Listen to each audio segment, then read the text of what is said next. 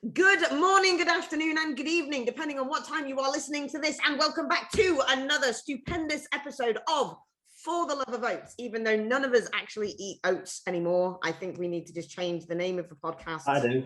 Oh, Matt eats oats. Okay, so that's fine. I ate ready bread, which is ready bread. Okay, so maybe we can change it for the love of ready cream of rice. It's ready bread. A hybrid type of ready bread is underrated. Like I ate that in my prep, and a lot of people are like, "Why it's ready bread?" I'm like, "Oh, it's just heaven, really." You know, it's heaven. Ready bread's the best. Have you ever noticed that the majority of bodybuilders these days actually survive on baby food? Yeah, because cream of rice is baby rice, and ready bread is something that we gave our kids. Well, my kids, anyway. You're too young for a whippersnapper type of thing. Matt, have you got kids? No. So just me then. I'm just the old fart. Brilliant. You're just the man, aren't you? I am just everybody's mum. But anyway, welcome back to the podcast, guys. We have got Mr. Matt Tofton in the house, in the happy seat, and it looks like he has got the most comfortablest game seat ever, with a pillow behind his head and everything. I mean, I feel like I'm missing out. Yeah. Oh, yeah. How are you, sir? How are you? I'm very well, thank you. How are you? I cannot complain. I never do. Even though I am taped up. I don't know. If people aren't watching this, I've had some brutality done to me. So I've been taped up into position. Not that it does fucking anything. This kind of physio tape, have you ever had this before?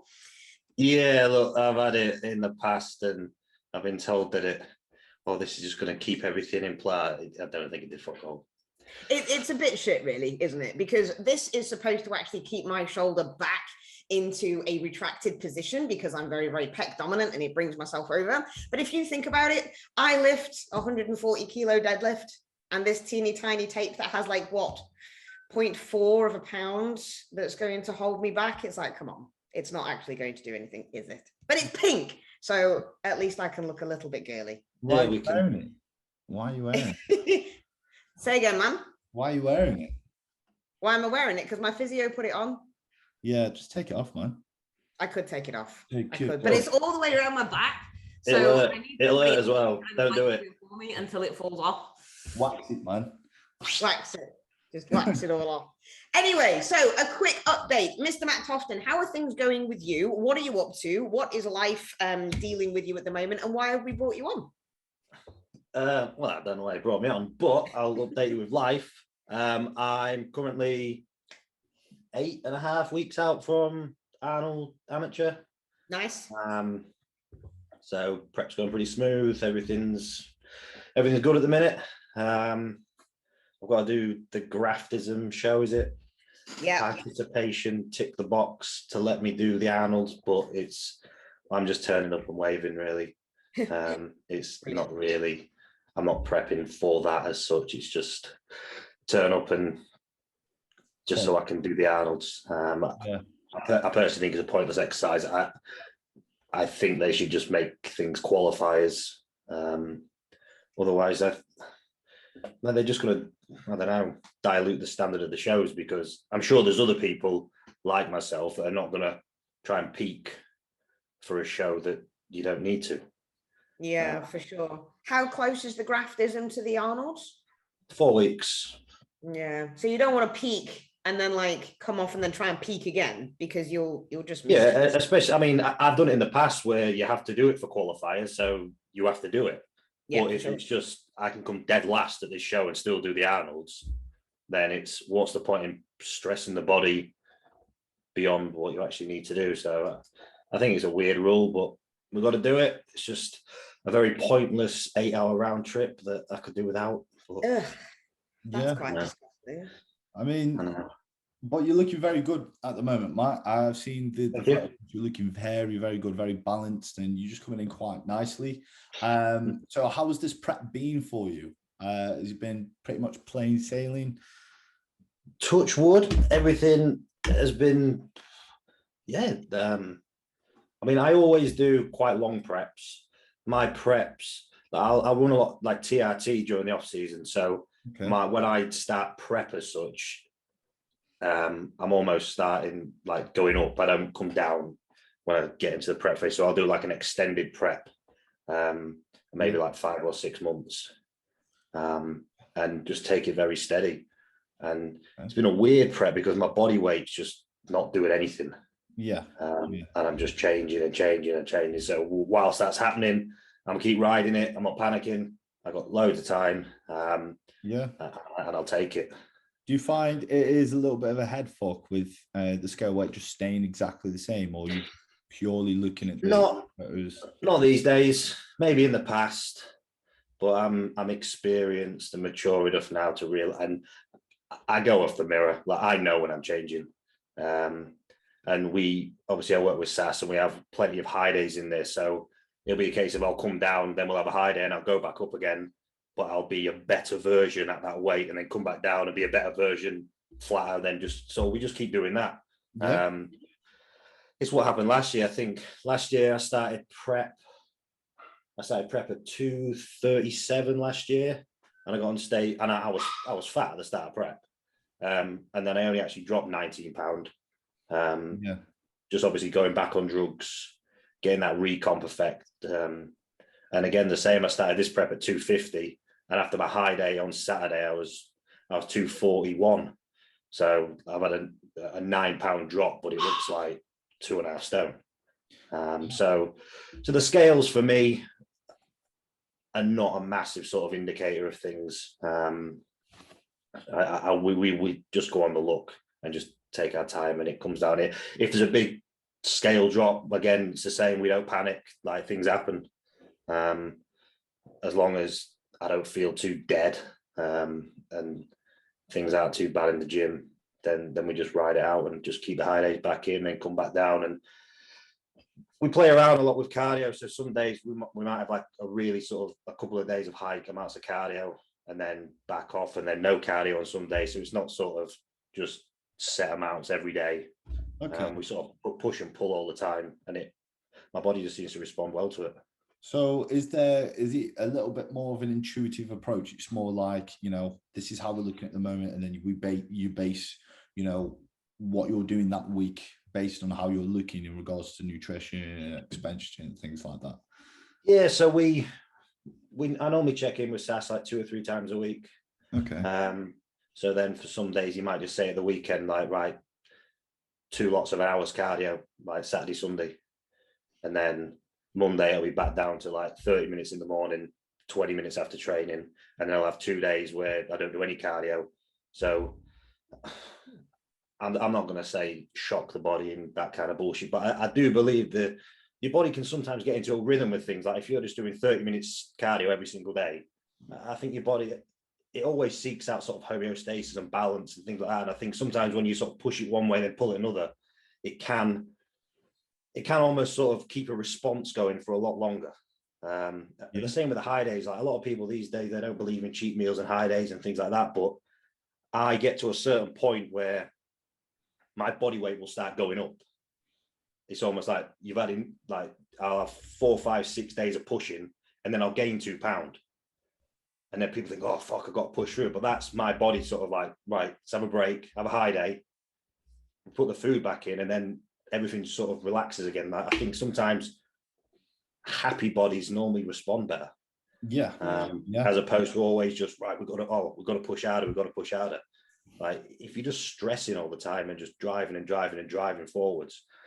I mean, everyone is different. SAS knows how my body works, and that just seems to work for me. Like there comes a point that we did one week where I didn't have a high day. And the second week, my body was just, nothing happened. So we had a high day, and all of the weight just like flew off again. Well, I guess that's just how my body seems to work. It's almost like you're trying to offset adaptation, basically, is what you're trying to say.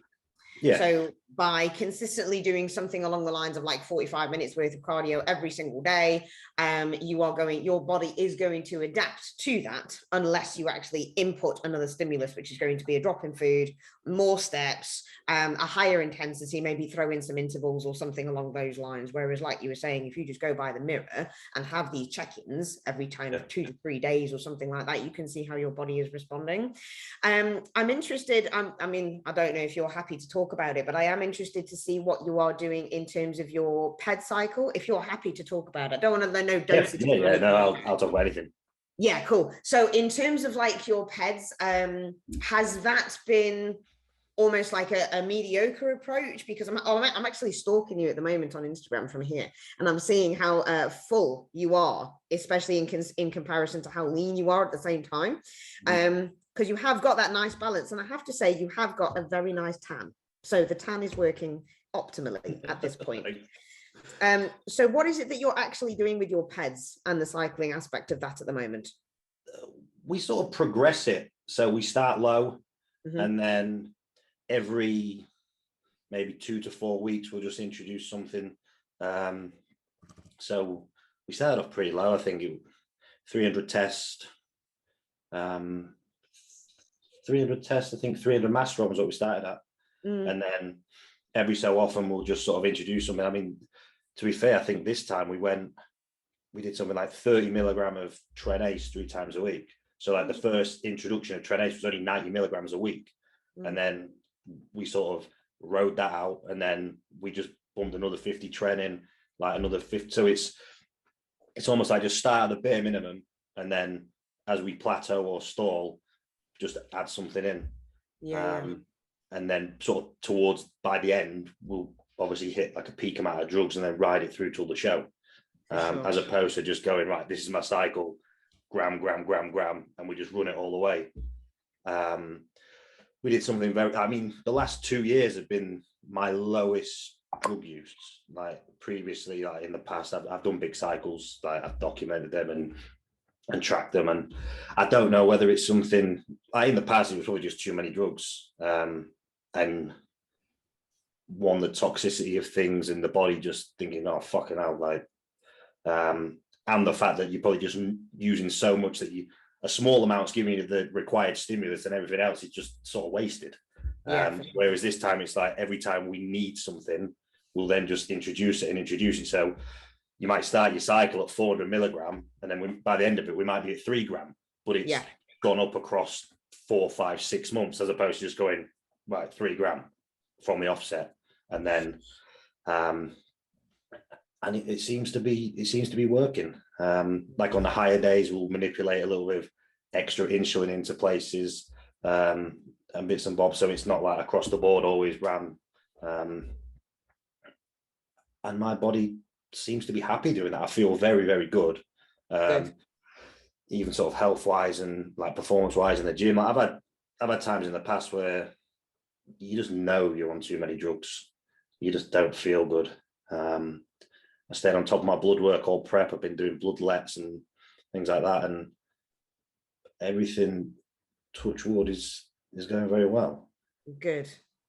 I think that's one of the biggest things, and I'd like to get your opinion on it as well, actually, in terms of the industry that we see these days about running large and high cycles very, very early on in a bodybuilding career. So obviously this is what you've done. What have you actually learned from, I'm going to call them the quote unquote mistakes, because obviously we learn from what we do in our past, but what have you learned about yourself in terms of running higher cycles for a longer duration? I mean, initially probably in terms of blood work and things like that, and obviously staying healthy. And I think that's something that's creeping into the industry, especially from when I've started to where I am now over the last 10 years. Like the health side of things has really, really been pushed. When I started, like we didn't even know what sort of people weren't getting their blood work checked. Obviously now we have services that allow us to do it very easily. But I just always thought that, I mean, more is more, but I think there's a certain limit that hits the response, and that's it. And then one of the things I've been researching myself and sort of using with clients recently is actually using drugs for their specific purpose and characteristics. Like people think, oh, I'm just going to use Test and Deca because everyone else does, as opposed to, well, why are you actually using a drug, and what are the properties of that drug, and what are they going to do for you? Certain people, if you have someone who's very naturally round, they don't necessarily need a drug that's going to make them round. You find someone who's naturally stringy, they're probably going to need a drug that volumizes them a little bit more.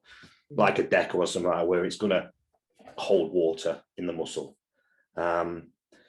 So actually, rather than just saying, like people say, oh, that drug's a hardener, like it's not. It has a very specific sort of characteristic. Why is that needed now, or why is it not needed now? People just sort of throw drugs into a cycle. So I have been trying to learn about how to build a cycle properly.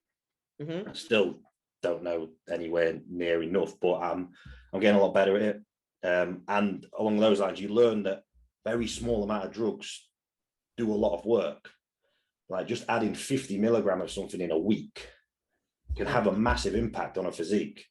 Oh, huge. And I'm always one of those that has to try something. Like it's all right reading stuff, but I'll never give a client something I've never done. So I always want to experience it and say, yes, it works. Yes, it doesn't work. Like I don't just want to be someone who, oh, I read this, so I'll try it.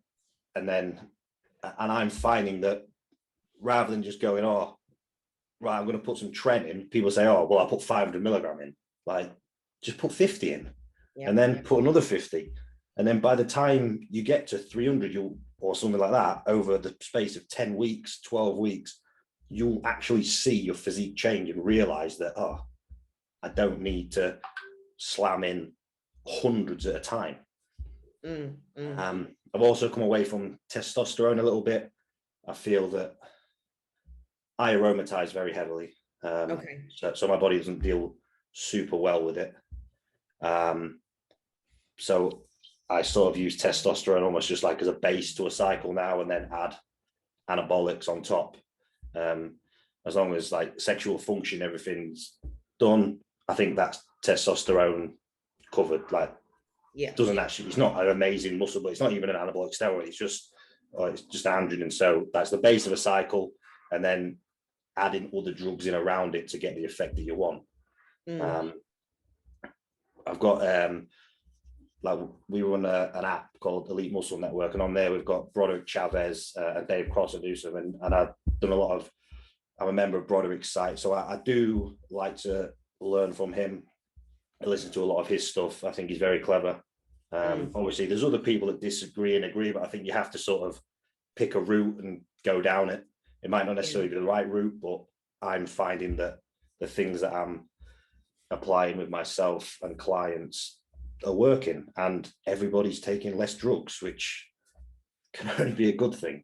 Absolutely, yeah. Do you find that you have to use, with your aromatization effect, do you find that you have to use AIs, as in like multiple AIs alongside your test? I try and stay away from them up until sort of toward like high estrogens. It's good for the cardiovascular system. I will take water retention if it's going to help with cholesterol and the cardiovascular side of things. I'm not fussed about, or I'm holding a bit of water. But I will try and keep sort of testosterone down, use Masteron alongside things to try and help manage. And then maybe the AIs go in to a high amount, maybe like 6 weeks out when I do need them. Sure. But I try and stay away from them in the off season. I use some tamoxifen in the off season. But obviously it's not an AI, so you're not going to get the sort of the issues that they bring about, and estrogen pushes sex drive through the roof, so it's all good. Yeah, absolutely. I found the same with women as well. So women obviously have a high propensity of estrogens, but when they get closer to the prep and it's that last little bit that needs to come off, you can use an AI with women, which I found has actually given a really cool, crisp look, especially for the lower half. And there's been a lot of studies basically put around. I mean, we're talking about anecdotal studies. We're not talking about fucking scientific ones, because they don't exist. But a lot of anecdotal studies have come out using Novadex for women just in the last kind of like 2 to 3 weeks. And then all of a sudden you implement that Nova and their legs just kind of like come in shredded. It's like that, holy shit. So that's something that's quite nice to actually put in. It's quite a groovy little look that I found has come in quite a lot with female athletes over the course. I've seen women using like tamoxifen towards the end of a cycle to it just, like you say, suppresses a little bit of estrogen, and they just dry out a little bit through the legs, and through the glutes a little bit. It's like I say, the lower half. Like I've seen women with shredded upper bodies and the lower is just not budging. And just that little tweak and a little sort of implementation of drugs can do a lot. Yeah, there's a lot more than just one of those fat burning gels. Have you seen them? Yeah. To be fair, I've used the Matt Porter one, and I walked round like no one would have caught me. Like that's how I was on fire. It's absolutely disgraceful. The thing is, right, when people say to me, can I have these gels? Can I use these gels? I'm just like, no, do you know what? We're just going to take your fucking banana out and we're just going to give you 5 more minutes of cardio. just a deficit, really, you know. They make you walk faster. It does make you walk faster. Yeah. Try and get away from the burning sensation that your ring is actually on at that point. I've seen people put like, oh, you just put a penny size. All right, I'll put a bit more on, and they're covered and they're on fire. We'll leave them. Leave those well alone. So, moving on, what is your goals for this prep? So, what are you wanting out of this prep? We'll do the bullshit. I just want to be the best me. Yeah. Obviously, I want to win. But I'm very, like right now, I'm very, very happy with where my physique is. I've made big improvements this year, and considering how long I've been doing it, again, the last 2 to 3 years, I've made my biggest improvements. And again, I think this year is going to be the biggest improvement in a year so far. So that excites me because I feel like I made a post about it the other day. I feel like I'm only really just starting to sort of get going the last few years. Like things are falling into place and I really, really understand what makes me respond training wise, drug wise. So I'm excited for that. But obviously the goal is win the Arnold's, win a pro card. I'm not awfully fussed about the actual pro card itself, but like I'm a competitive athlete. I always have been. So when I do things, I do it to win. But I also understand that it's a very, very high caliber show and everyone else is going there to win and everyone else is working as hard as me. And you never know who's going to turn up on the day. But I will make sure I'm not going to be easy to beat. Yeah. I respect that. So what's the sort of what's the end game? What's the long-term goals in regards to bodybuilding? Are you wanting to be competitive as a pro, or are you just wanting to just keep improving? Is it like a pace? I mean, yeah, it's always improving. I think we have to sort of get the pro card first and then look at it and see sort of where I'm going to fit in, how many. I'm 32, so it's how many. I always set a little targets. Like I said, if by the age of 30 I wasn't knocking on the door for a British title, then I'd stop.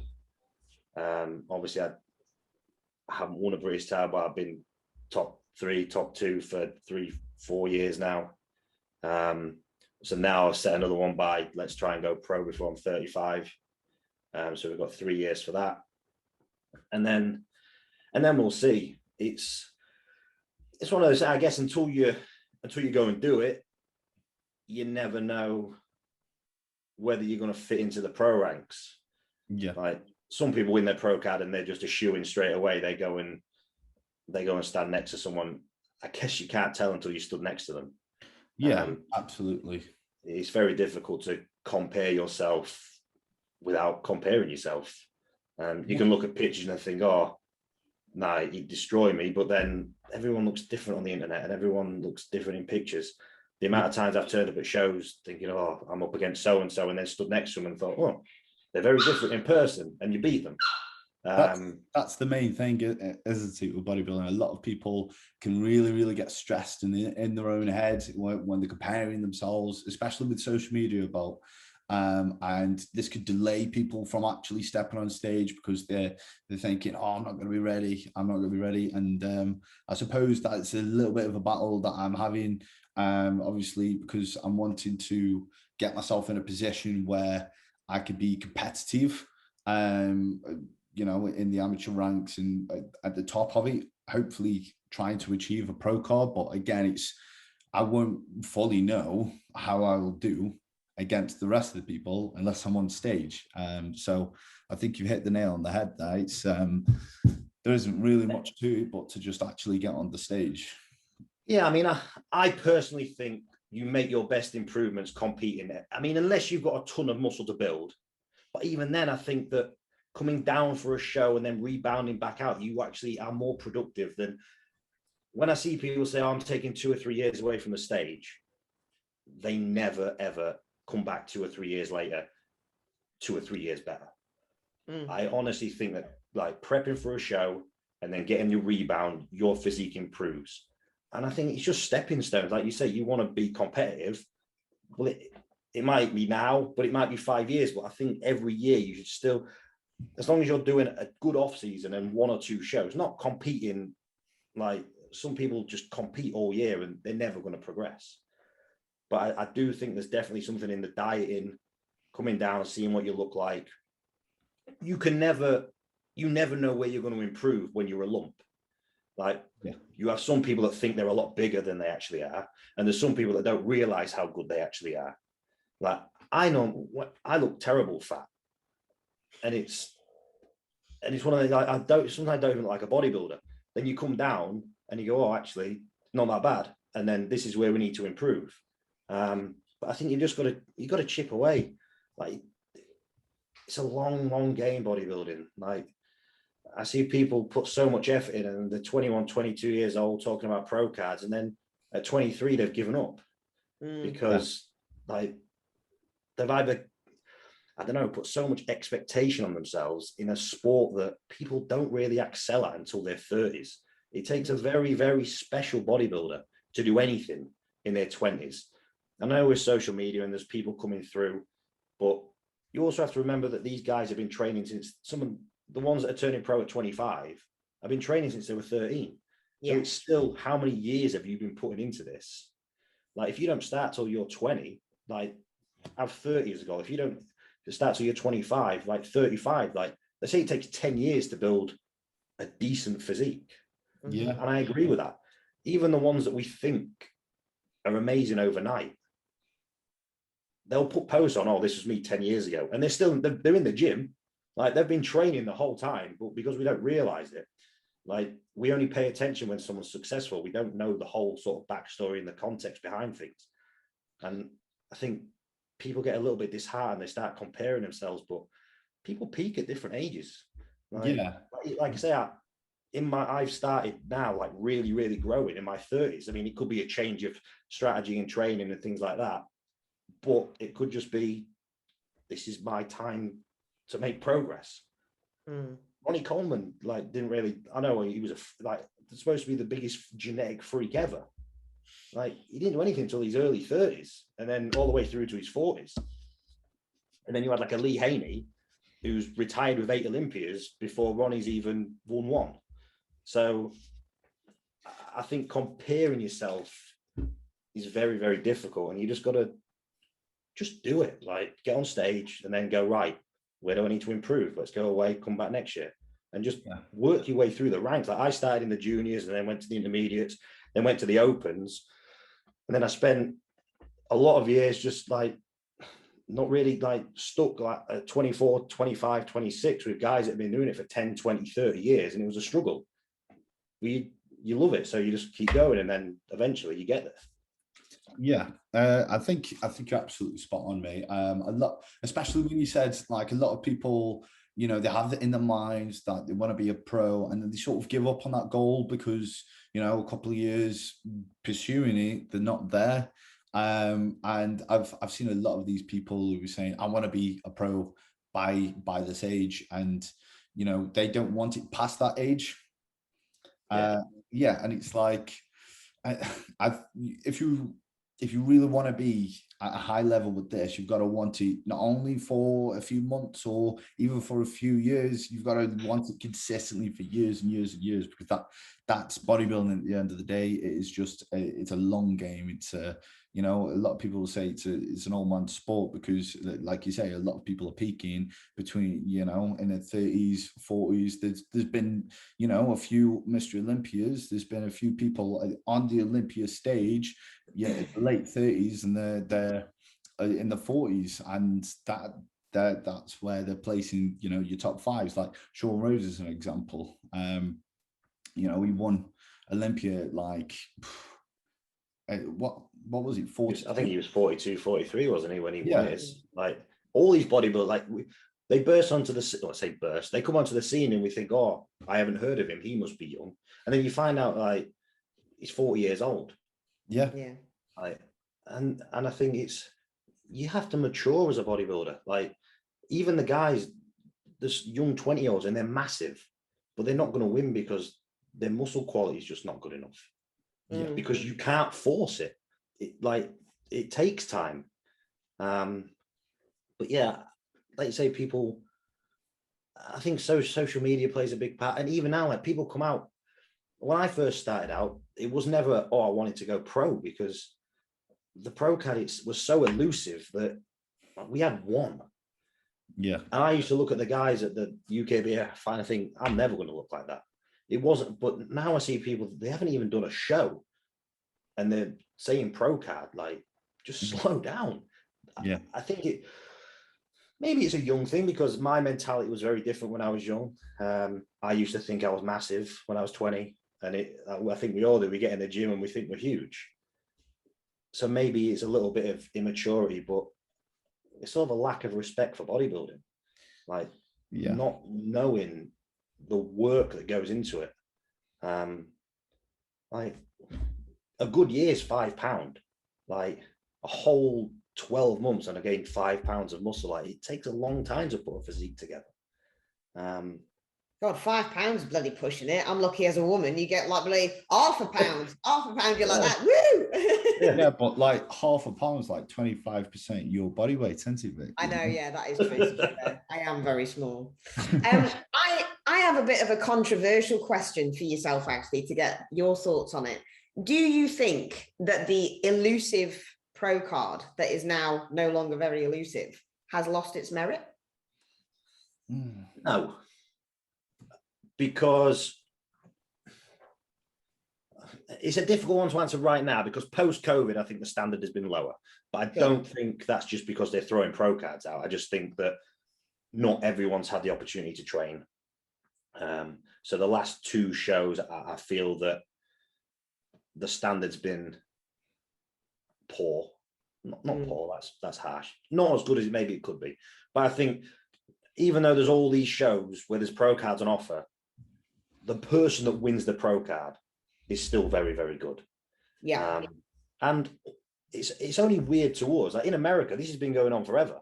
Like you had 50-kilogram guys turning pro. Like, what are they ever going to do? Like, there's so many IFBB pros in America, like welterweights, masters. Like their shows, they give out tens of pro. Like the top 3 at some shows get pro cards over there. I think it's a bit of a culture shock to us, because we only used to have one available. But now we can travel to Europe and there's a couple more available in this country. But I think when you have that pro card, there's still no terrible pros. I just think maybe there's people winning pro cards that are not going to be a good pro for 3-4 years. It doesn't necessarily mean they're bad bodybuilders. Whereas normally when a person in Britain won a pro card, they could compete as a pro that day. Yeah, for sure. It might not necessarily be the case now. And I think it's just old guys winning it. Like we said, it is a sport of age, but there's people that are almost winning it. Like, I don't want to say a waste, but you're almost winning and retiring. Like, oh, I've done it. Whereas they're not going to then step onto the pro stage, or they're almost just doing it as, oh, I'll just do one show and then I'm done. But I don't think it's, no, it's a strange one. I think more people now are interested in it from a business point of view. Now, you see, that's another interesting one, because I spoke to Jack about this realistically, because he asked me if I wanted to go for my pro card. And I basically said, realistically, what would the pro card, I mean, I'm older than you guys, so maybe I've got just a different perspective or what have you. I'm an old fart. But realistically, what would me having a pro card actually do for my business? Would it enhance my business? I think it would. And almost just on a face value, weird way, it shouldn't, because it hasn't changed you, as it hasn't changed your knowledge and ability or anything. Nope. But the same way, like right now, I'm posting pictures of me in shape. I'm getting loads of clients through the roof. Yeah. Just because all of a sudden I'm no longer fat and I'm in shape. Nothing's changed with me. I'm still the same coach, still the same amount of knowledge, but people work, like people's brains work strangely. So when that person's a pro, and I'm gonna go pay them. Oh, dogs are there, mental, sorry. So, and we've seen it in America, like people almost take advantage of the pro card. Like you see people win their pro card, and then all of a sudden they go, "Oh well, I'm putting my prices up by £100 a month now because I'm a professional." Oh, I've seen that. I've seen that. Am I going to be getting a better service? No. Have you improved? No. But I'm a pro now, and I just guess when you look at things like, all right, who am I going to go to? Oh, that guy's a professional. He must know what he's on about. Yeah. And I think they take advantage of it. So I think it shouldn't enhance your business, but it definitely would. Like myself as a coach and a gym owner, like people want to come and train at a gym owned by an IFBB pro. The gym hasn't changed, but it's just one of those weird ones that I think people either expect or they just want to be associated with you. How many clients have you got that just pay you just to be your friend or chat to you, like, and just associate with you? I think that's what happens. You see it with popular coaches that coach IFBB pros. Oh, I'm just going to go pay that guy so I can tag him on Instagram. And it's a weird world that we live in. Honestly, human psychology is weird. Humans are weird. Dogs aren't. Yeah. Dogs are just like, oh, there's a postman, I'm going to bark. Do you know what I mean? It's not like a human who just kind of goes, oh, there's a postman. What might he have for me? Maybe I should be his friend because then he'll deliver on time. And then he will actually leave my parcel if I'm not in. You know, a dog's just like, there's a postman, I'm going to bark at him. So, it's a strange industry. We know what, like, the fitness industry, the bodybuilding industry is one of the most bizarre sort of corners of the world. Yeah. People do weird stuff. I've seen people paying £200 a month for a coach, not even listen to them, just so they can hashtag them. Like, and it's mental. So, just speaking about how weird the fitness industry is, what got you into the weird fitness industry, Matt? What made you a weirdo, Matt? Initially, I just started going to the gym for football. Like I was a good footballer as a youngster, but I wasn't very athletic. And then when I turned sort of 16, 17, I had the opportunity to play semi-professionally, but I just couldn't sort of match up. So I just started going to the gym at college, just sort of, and I just messed about in there, but it was just to sort of try and gain sort of like a physical edge. And then sort of fell in love with the gym. And then when I went to university, I was looking around for a gym and just happened to walk into a gym. It was a commercial gym, but it was the most hardcore commercial budget gym you've ever seen. It was £14 a month, but it was just full of bodybuilders. Good equipment, everything was like Life's Fitness, Pro Series 1 stuff, big heavy dumbbells, and there was a nutrition shop in there. And I'd never sort of seen anything like it. The guy that owned that was like 21 stone, absolute monster. And then I just sort of started hanging around with those types of people. Went there, didn't really go to any classes at university, and just went to the gym every day. And then sort of my love for that evolved, and then it got to a point where that started taking over sort of the football side of things. And then I was too heavy to sort of drag myself around a football pitch. So something had to give, and I decided to pursue bodybuilding. Was that a hard decision? I don't think it was. I just sort of made it.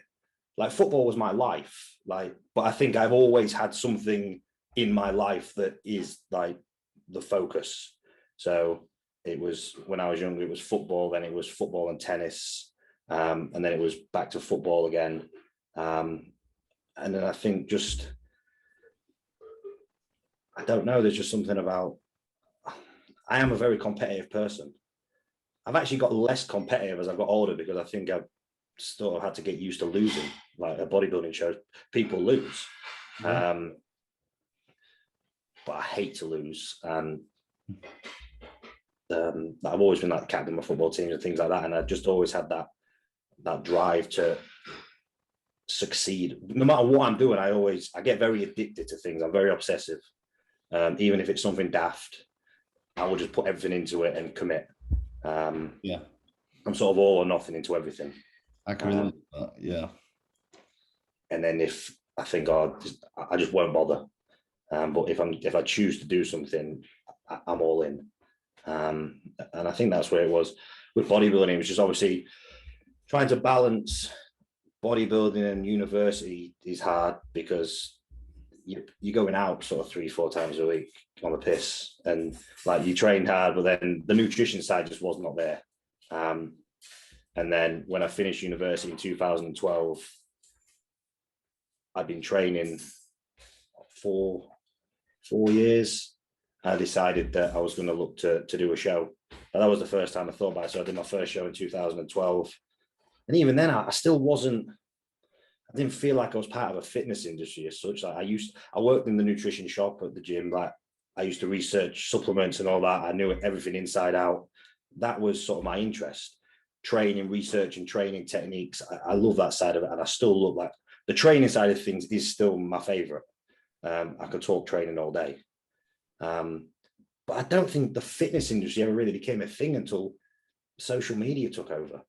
Like, I didn't get Instagram until 2013. So when it really, obviously, it was on Facebook, but it was a bit different. And then it's sort of become an industry, like the exposure, and you just all the time, like, it was just me in my bubble. I was just somebody that went to the gym and trained. The first show that I went, I didn't know anything about bodybuilding. I'd actually just dieted. There was Mr. Lincoln show. There was a local show that I dieted for, and 6 weeks before the show, they cancelled it, and I was like, oh, I didn't know what to do. I googled bodybuilding shows, and then UK BFF popped up. I didn't know what it was, and then I saw there was a show in Leeds. I was like, well, I'll do that one. I turned up, and I prepped myself for that show, and I literally prepped myself by just googling stuff, right?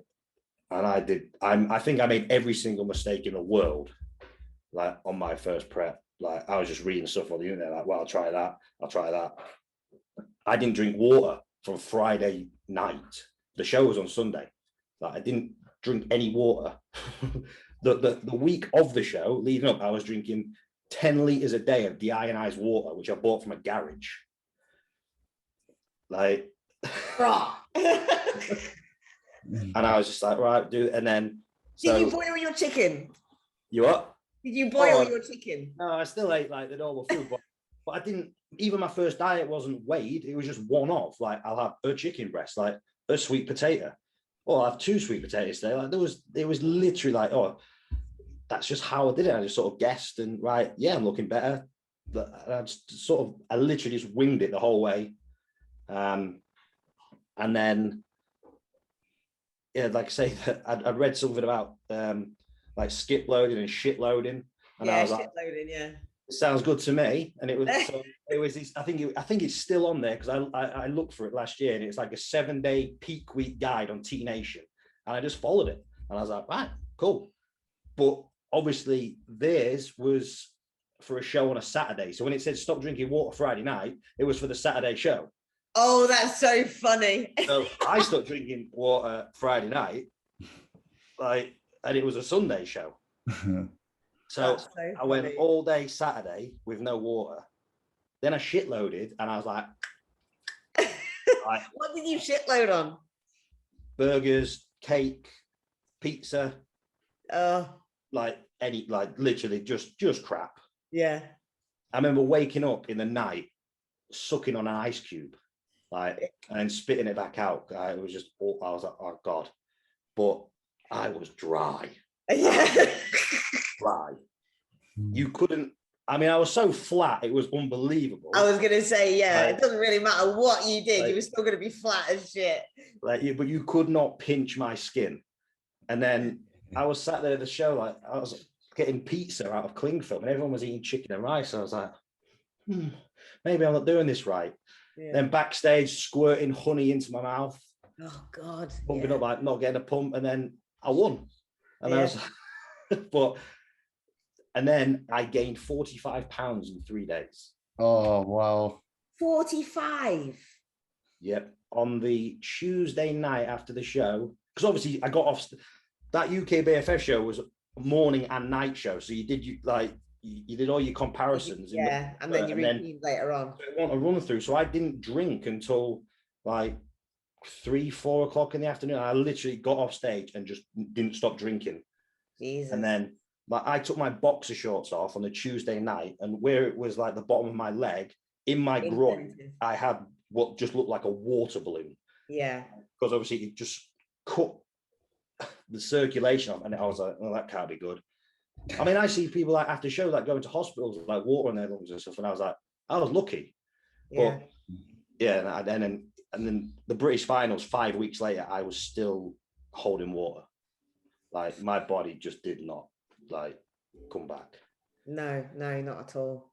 But literally, like I say, most of my knowledge comes from the mistakes I've made. Like I speak to clients now and I'm like, just please don't cheat after the show. Just do this. Trust me. Like, and it all comes from bad experiences, which as a coach, it can't be too bad. Like, no. I've made most of the mistakes. I agree. I'm exactly the same. My very first show, I was dieted to such a poor extent that, I mean, I literally looked anorexic.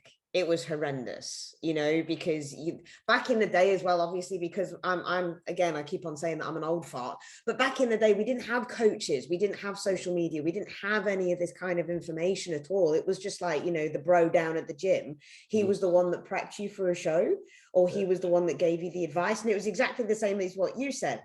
You know, oh, you can have a sweet potato because it's a training day. It's a rest day. Don't have a sweet potato, you know, and that was basically exactly that. But post show, I mean, I didn't do like the whole dehydration thing, but post show, I remember having this complete and utter binge fest where I'd ordered 2 pizzas from like Pizza Express around the corner of the stage or the show. And then as I was waiting for it to be cooked, I had a large glass of wine, which was like the worst fucking thing that you could do ever. And polenta fries as I was waiting. I finished 2 pizzas in the car on the way home, and that didn't touch the sides, as it doesn't. I ordered another pizza from Domino's on the way home and grabbed it as a drive-through back home, still dressed in my bloody stage gear and everything, proper tans up. I must have looked like a right freaking freak. Got back home, ate that, had cookies, ice cream, chocolate. I crawled up the stairs, I vomited. I crawled back down the stairs and carried on eating. Oh my God, man, it was disgraceful. But do you know what? I didn't gain a pound. That's how depleted I was. So with you saying like you gained 45, I didn't gain. Mine wasn't even from food. Like, no, yours was just water. I shit loaded the night. Like, I didn't want to eat. Like, I was like, I don't need that. But it was just like, obviously I'd used aldactone all week as well. So I was literally like, it was just, and no water for 36 hours. Or I was literally from one extreme to the other. So the sodium water rebound was just horrendous. And because I was like, I've got 5 weeks till the British, for some reason I thought I could get bigger. Like, right. So then the next day I was just straight up my carbs, and I thought I was going to like improve and be bigger. Like, you were bigger. Yeah, definitely. And I was like, this cat, and then I was just ruined, and I'm still trying to get the water off. Like, and it's, but See, this is the problem now, isn't it? When people mess with diuretics, that's the one thing that I would always say. And if people are listening to this who are assisted and thinking about taking diuretics in your peak week, don't, because it is so fucking dangerous. I mean, I'm a nurse. I've seen what diuretics do. There are ways and means of manipulating water, and diuretics realistically are not one of them. So you need to be really bloody careful with diuretics, because it's the same thing. Like I coach strength athletes and they have to make weight. And when we have to water load them and water cut them and that kind of thing, everything is so scientifically balanced. And if I am not with them, sat next to them when they're in the bath, then I'm on the phone to them every bloody 2 minutes to make sure that they're all right, because it is fucking dangerous, because you're messing with a hormone. Yeah. So like you were just saying there, you're loading albactone and dehydrating, and then all of a sudden you take everything out. Where the hell do you think the water is going to go when you start drinking again? It's not just going to float around. I mean, I do use diuretic. Well, I don't. I use aldactone because I love aldactone. It's technically not a diuretic. No. And it does a nice job for me. It really does. But yes, there is means and ways of doing things naturally to suppress aldosterone and things like that. And as long as you respect drugs, you're always going to and know how to go into it and how to come out of it. But it's that, right, that show done. I'm like, no, it's not done. Like, that drug is not out of your system. You still need to, please don't just go and eat the fucking world.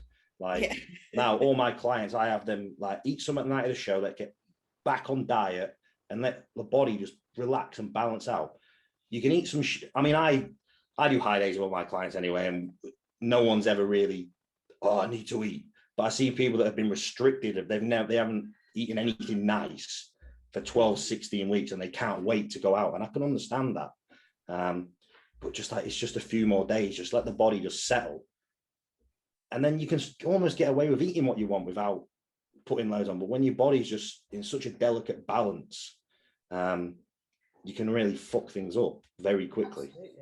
Yeah, I mean, post-show, I think I'm of the same mindset as you. Go and have a meal out, go and enjoy that, you know, and that kind of thing. But then the very next day, get back on your diet for at least, you know, like a week, 10 days. But then within those weeks or 10 days, you can just pepper in a couple of things that you want to have. Yeah. You know, you don't need to eat like an arsehole all day, every day, the minute you walk off stage. I was literally giving some feedback actually to one of my clients. We've just run him into a little bit of a deficit realistically, but he's in an off season. He's now come off his cycle. He's running a cruise at the moment. And I give him a day off plan, right? So he's basically allowed a day off plan. And I just say to him, you can have whatever you want on that day. Just don't be an arsehole. You know, that's the golden rule that you've got to live by. This week he checked in. Oh, I had my day off plan as normal. I gained 7 pounds. LOL. I'm like, mate, that ain't a fucking laughing matter. It really is not. Why is it all of a sudden that you're turning into an arsehole and eating all fucking day? It's just stupid. And people don't kind of correlate these kind of things. If you eat like out in the morning and have these breakfast sandwiches and then cookies here and cookies there and then Chineses and Indians and shit like that, and you put on that 7 pounds, it ain't going to come off. Yeah. Not within like a day or two. That's it's when people think, oh, I'm allowed. So it's just be fucking sent, like, just satisfy any cravings you have. But just because I've said have a day off, it doesn't mean actively search out everything in fucking sight. Like, you're going to get it again next week. Yeah. But I have to say to people now, like, have a cheat meal, but don't eat like it's the last meal you're ever going to eat. Yeah. Because it's like, you say to people, oh, just have that. And okay. And they go out and they eat something. Then on the way home, they go into the shop and get like 4 packets of chocolate. And it's like, that's not a meal. I would just say, imagine you're out eating at a restaurant. That's how much food you should eat. Because when they go hungry searching on the aisles, it's like, I've seen people like send me pictures. I can't move. And I've been there. But like, my high days are very different now. It's just extra carbs. And I guess maybe it just comes with age, maturity, doing this for so long that you realize that, you know what, I'm just going to have a burger and chips. Right? Or I don't need to have 2 large Domino pizzas with these cookies and then 4 bags of Haribos, a tub of ice cream. Like, a meal doesn't, but they're still grazing 4 hours later thinking that's still the same meal. Like, fucking not. Yeah. And then they spend all week clawing it back. That's it. Like, that's even like with your lifestyle clients. It's like, you've done all this work. Like, don't fucking ruin it in one day and then just have to redo it all again. Exactly.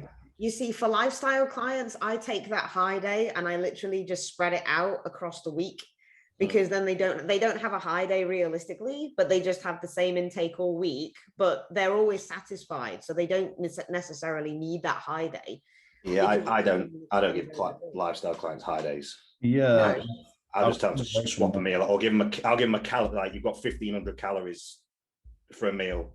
Like, do what you want with it, but yeah. And then you see it on Instagram and you're like, that's not fucking 1,500. I know, right? Yeah. Like, hang on a minute. I know exactly what you'll do. You see, they think that we don't stalk them, but we do. We do. Yeah. It's I've come away from that, rather than just having have a day, because I do find a lot of people will just take the piss with it, and it's like sometimes they will go in with good intentions and they just can't limit themselves, and it's like, for those people, I'm just like, I'm just going to let you eat more throughout the week, rather than just giving you that one day, because it's not working. I can't trust you to not eat like a dickhead, essentially. Yeah, I think you get a feel for your clients. You know the ones that, and you have to take away the triggers. Like, look, we've done 2 weeks of high days and you just fuck it up. So we're going to try a new strategy. Some people, they're all right, like, and they were, but some people just like, I don't know. But I mean, I've done bodybuilding prep. I've done Ken skip hills, like full vet, like skip loading, where I used to start on a Saturday night through to a Sunday night. Like, my skip load used to cost me like 50, 60, 70 quid. I'm walking like 5 boxes of cereal, like angel cake, and just chucking. And I'd just be sat there like all day, like, I feel fucking awful. Yeah. Like, I mean, it worked. I still used to come, like, drop the £2, but that's because I could work it back off again. That's the difference, isn't it? You know, you're utilizing the substrates that you were putting in, even though that they were shit substrates, you were still utilizing it. In Skip Hill's programs that he does have you on a very, very low intake though, doesn't he? So like the Monday through till the Saturday, it's very low.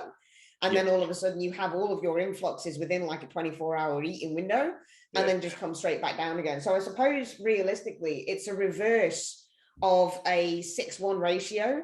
Yeah. So basically it's a reverse of that. So you have that one realistic high day where you have to eat and feel like shit just to make sure that your hormones are maintained. Yeah. And then you just go into like this recovery day on the Monday where it's like, thank God I'm not a fucking hippo anymore. And then the Tuesday, Wednesday, starving by the Thursday and the Friday. And then all of a sudden it's like, woo, it's cheat day again. Yeah. That's me. I'm not... The way that I do things now, I absolutely love it. Like, my diet is, I wouldn't swap it for anything. Like, I never crave. I don't know if that's just getting older as a bodybuilder and that's just lifestyle. But I look forward to every single meal. Like, talk us through your diet. What is it that you have? I eat a lot of burgers. You eat a lot of burgers. Amazing. So, yes, breakfast I have 2 whole eggs, a scoop of 25 grams from whey, and then 120 grams of egg whites. I'll make that into a shake separately.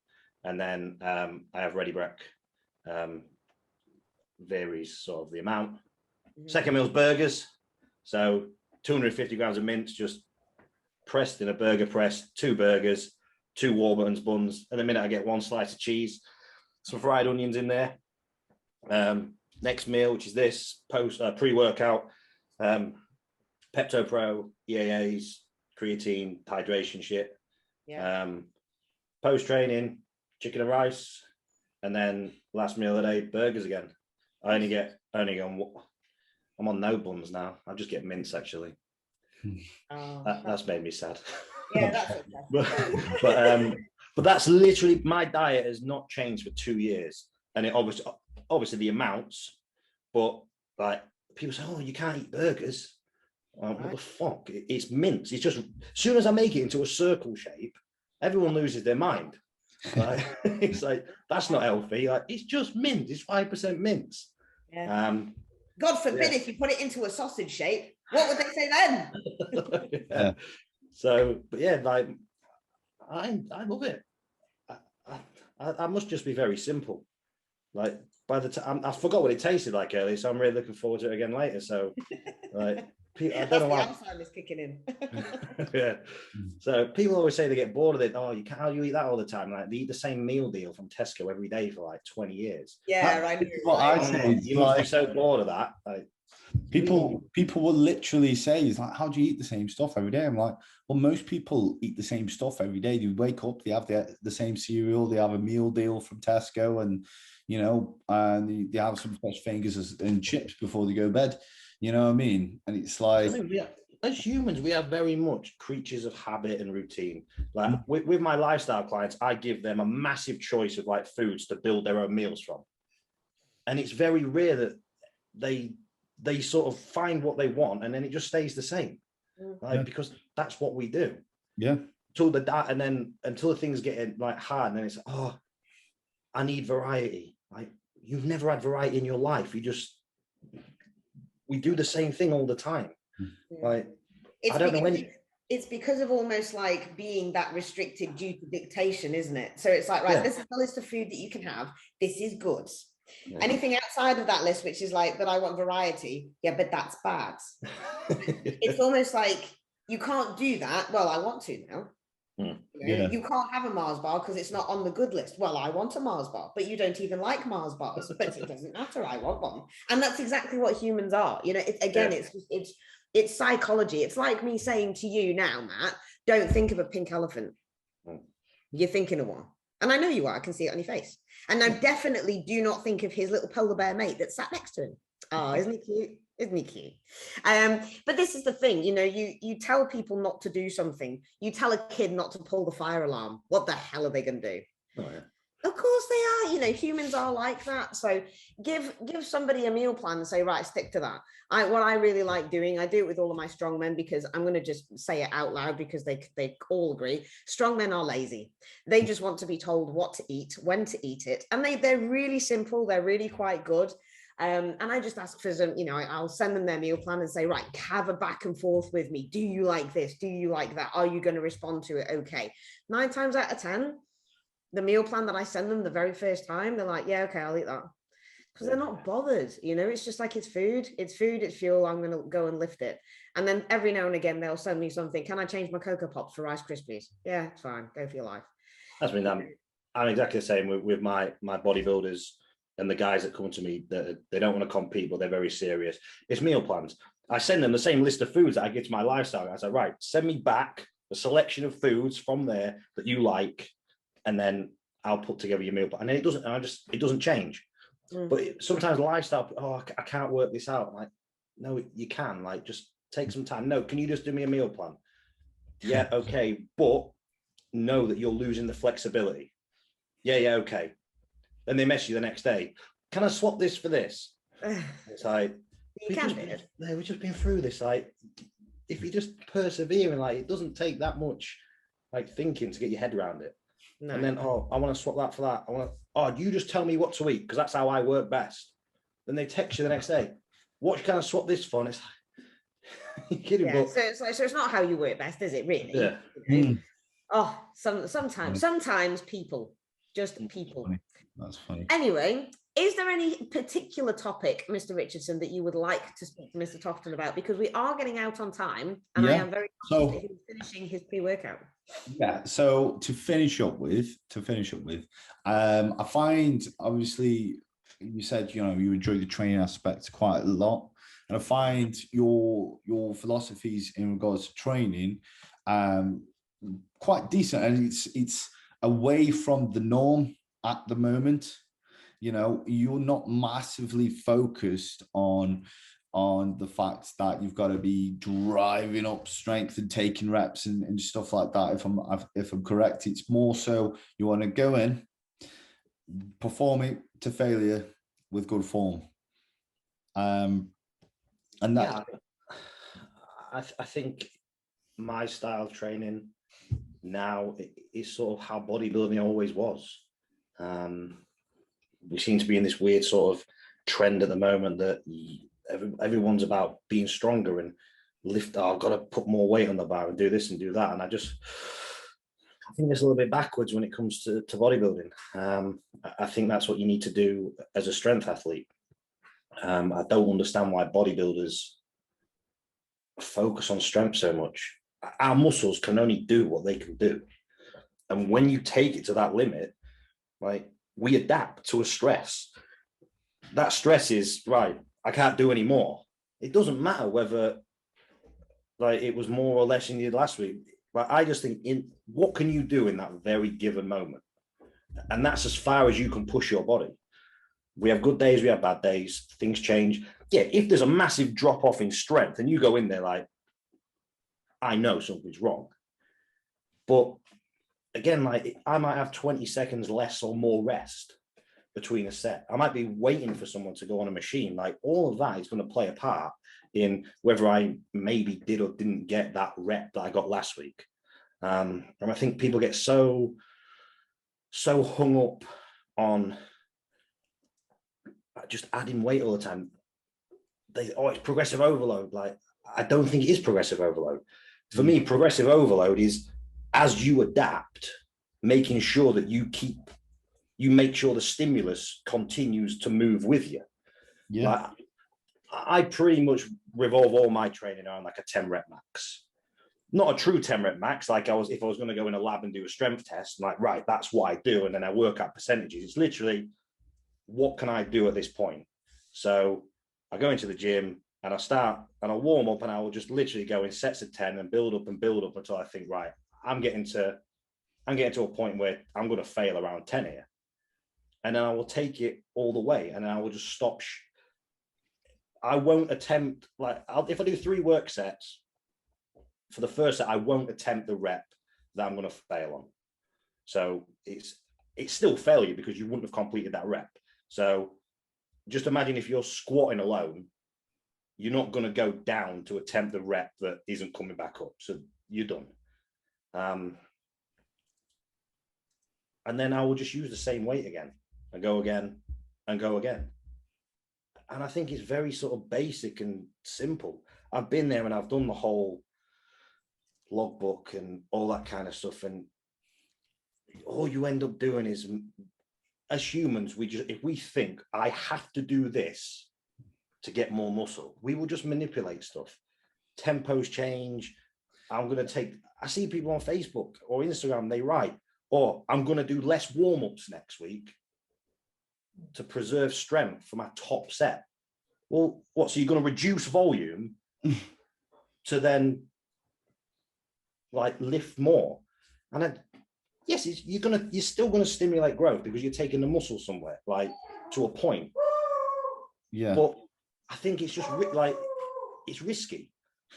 Absolutely. And this is why I wanted to bring this up, because I personally am going through a journey where I'm having a similar philosophy, because I've tried logbooking, and what I found with myself, and I've also found this with clients, is, you know, I was trying to chase a progression, and then quite often my leverages would change. I found that if I'm just going in and focusing and lifting it, good execution until failure, I'm getting so much more stimulus from that, rather than just trying to write a different number on a logbook. I find that's working a lot for me, and it's the psychology from many clients' perspective. They're sort of struggling with it because some people are not training hard enough, or some people, I just have to bring them back. I'm like, you're lifting too heavy because you're chasing numbers.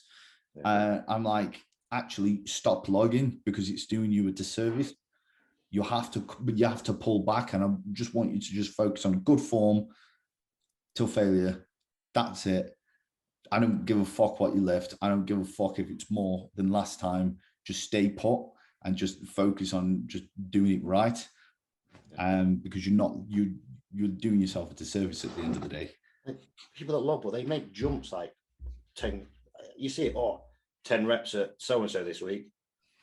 Add 10 kilograms next week. Like, well, no, it's not. And most strength gains are neural. Like, it's not down to because you gain muscle. Actually, the point at where a lift stalls is probably the point at which now it's time to start building muscle, because my body has learned, and now it's the muscle that has to do everything. Like I've got a better connection. I've got more efficient in this movement. And that's the point that where most logbookers say, I'm swapping it out because I've stalled. And it's almost like you just got to the point where you're probably going to start growing. Because if they revisit that exercise in 2-3 weeks' time, they'll be weaker. And it's like, well, was your muscle strong, or were you just actually getting better at the movement? Like there's a lot of learning involved. Like, and that's why I go in and I just do a different session every week. If you're a beginner and you need to learn movements. You need to know how things how to do everything. But at my level, I don't need to do the same exercise week in, week out. Because I know how to do it. And I'll just pick different exercises. And that way, I always say, like, go and squat at the start of a session and go and squat at the end of a session. Like, were your numbers the same? And they'll go, well, no. And I say, was it pointless doing it at the end? And they say, well, no. I go, well, there you go then. So it doesn't fucking matter what was on the bar. Like, it's about intensity in that moment. Like, you've taken your body all the way, and that's a stimulus. That's enough to signal for you to grow. And if you come back next week, you might do squats at the start of the session, so you don't even, your logbook wouldn't even be applicable. Like there's so many rules that you have to abide by to even use a logbook. Literally everything must be identical. Like I have to train at the same time. I have to have exactly the same amount of rest between sets, the same amount of warm-up reps beforehand for it even to say, no, I've definitely got stronger. And even then, it doesn't mean you got bigger. So I do have I've been there and all I see is people just in pain because they start shifting everything onto connective tissue away from the muscle. Everything just starts getting bouncy and shit. And even if you say, no, it's not, because we can't, if you say you see someone say, all right, do a 4-second negative, they go on a hack squat and they do a 3-second top half and then they bomb for a second. And it's like, that wasn't a 4-second negative. And they're just fucking bouncing back out. And it's like, oh, it was standardized. Like, it's not, because you can't standardize it. We can't move that precisely that everything at exactly the same tempo. And it, again, like, I don't really like tempo training. I think that's bullshit. Like, you can use a greater tempo as a tool to lift less weight, but it's not going to build more muscle. Right. So I think just sometimes I'll switch the tempo. I'll be like, oh, fucking hell, this feels good. And I'll just slow things down like mid-set. You're not allowed to do that if you've got a logbook because it costs you a rep and your session's fucking over, like, and the world will burn down. So I think, I don't want to say instinctive training, but I like to train with feel. Like I will just every session, I'll go in like I've never been in that gym before and I'm just going to work my way up. I see people just go straight in and go, I know I can lift 3 plates on this, 3 plates on, bam. And it's like, well, just feel your way up to it. Take your time, work the muscle. And that's what I've done for the last sort of 2.5 years. And it's where I started making my biggest changes. Like it can't be a coincidence. And with clients, I do the same. Like I used to train in triple ply knee sleeves, just like Kwang Lung oil on all the time. Everything hurt. Now, like my body feels great. I don't need knee sleeves or wraps, and I've got more muscle than I ever have, and I'm not in pain, and it's just nice. And I train body part once a week. I have 7 days recovery, and people say, well, as long as the volume's equivalent across the week, like for me, it doesn't work. Like I feel like my muscles have to recover. Then I need more days, so I'm fresh going back into training, and I feel better. There's nothing like the start of prep. I thought, oh, I want to increase my volume a little bit, so I actually went to training every 4 days. Within 2 to 3 weeks, like my knees just like, nah, fuck this. Even though I'd dropped volume within a session, but then just spread it across. So across a week, the volume was slightly greater. My body just didn't want to know, like, because I feel like my body needs like a good 7 days between sessions. And like I say, the way I train now, I feel great. And this is the thing that we need people to kind of understand, that everybody responds to different stimuluses. So you respond to a body part every 7 days. I knew that if I did that, one, mentally, I would go stir crazy, and two, I just wouldn't enjoy the training. So I respond really well to a different kind of stimulus, but I'm the same mindset of you. I don't really like doing anything below kind of 8 reps now, just because I'm getting old and my connective tissue and my tendons and my joints start to fucking hurt. And plus I make more progress doing higher rep stuff, even going into like the 15 to 20s to 25 reps sometimes, especially when in smaller muscle groups, like calves, for example. People just kind of think, oh, you need to do this for calves and that for calves. It's just like, just do what fucking works for you and what feels good and what doesn't put you in a position where you're going to hurt yourself, because you want to be in this for the long game. And if you're constantly going in and battering yourself into the ground, you're not going to be in it for a very long time. But I I sort of buy into the last 5 reps before failure are where shit happens.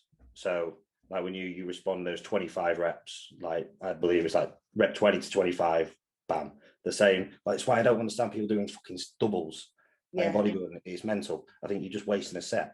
But I tried to, I move between sort of 12 and 6. So my first set, I use the same weight for all my work sets. So the first, I'm aiming for like 10 to 12. And then obviously with fatigue, the reps sort of come down the next set and the reps come down the next set. So it might be like 10, 12, and then like 8 reps and then 6 or 7. But I feel that's very different to using a heavier weight and going 6 off the bat.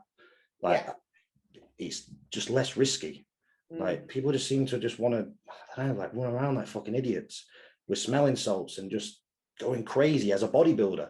And it doesn't, like, I don't know, I just don't think strength means anything as a bodybuilder. It doesn't make sense either, because if you look at a powerlifter and look at a bodybuilder, they look different. Yeah, absolutely. I keep saying this, if you want to look like a bodybuilder, train like a bodybuilder. Yeah. Simple. Yeah. Anyway, wrapping up.